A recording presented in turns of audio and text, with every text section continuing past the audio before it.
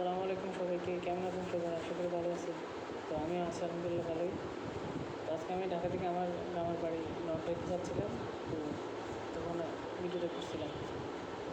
তো যাওয়ার সময় অনেক সময় লাগে, আমাদের চাইতে প্রায় 4-5 ঘন্টার মতো লাগে।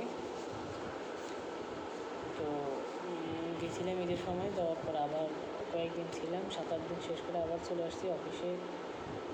জয়েন করছি আইসা কয়েকদিনের মধ্যেই। তো ছিলাম বাড়িতে 7-8 দিনের মধ্যে থেকে ঘোরাঘুরি করলাম, ঈদ কাটালাম, ঈদ শেষ করে আবার চলে আসলাম।